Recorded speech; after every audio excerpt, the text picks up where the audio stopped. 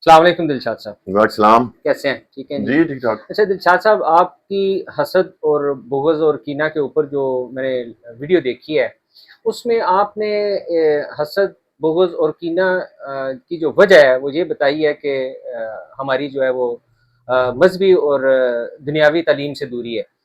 तो मुशाहिदे में ये आया है कि तालीम याफ़्ता और मज़हबी लोग भी जो है वो भी हसद और बुग़्ज़ की बिना पर क़त्ल व ग़ारत कर देते हैं। तो जैसा कि जनूबी पंजाब में और सिंध में लोग हसद और बुग़्ज़ की बिना पर कत्ले-आम कर देते हैं, लोगों को मार देते हैं, तो आप इस बारे में क्या कहते हैं? हसद बुग़्ज़ कीना एक अलग चीज है। ये जो आपने जिक्र किया है ना, ये इसको कहते हैं हवस और खौफ। ये जो आप मजहबी लोग और उसके बाद पढ़े लिखे तालीम याफ्ता लोगों की बात कर रहे हैं ना, ये हवस खौफ का शिकार होते हैं।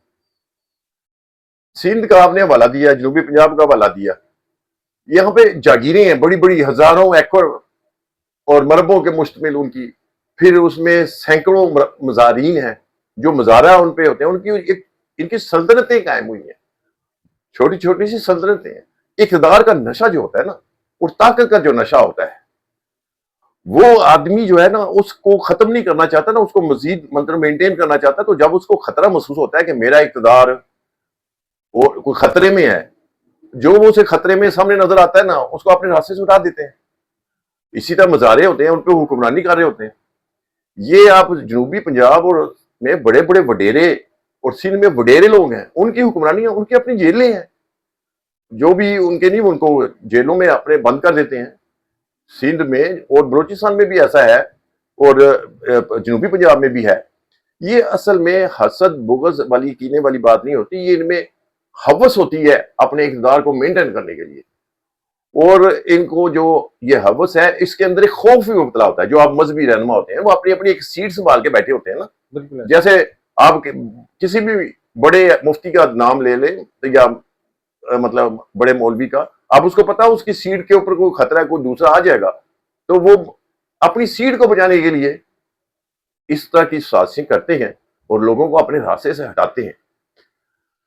हसद जो है वो अलग चीज है। ये आप अगर देखें, बादशाहों में भी ये चीज आपने नोट की होगी। हमारे बड़े सगीर में औरंगजेब आलमगीर थे, उन्होंने अपने वालिद की आंखें निकाल दी थी और उनको कैद कर दिया था, सिर्फ इक़्तिदार लेने के लिए।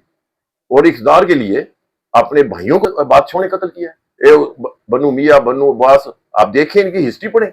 उसके बाद बनु उस्मानिया, अपने बेटे को उसने सिर्फ इस खतरे की बिना पर कि मेरे ये कब्जा करना चाहता है, तो उसको कत्ल करवा दिया था।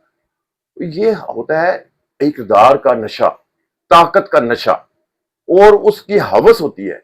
इसी तरह इन जागीरदारों की जो बात, वडेरों की बात करते हैं, बड़ी बड़ी जागीरें इनके अपने से इजाफा करना चाहते हैं और दूसरों की जमीनों पे कब्जा करके अपनी सल्तनत को बढ़ाते हैं ये।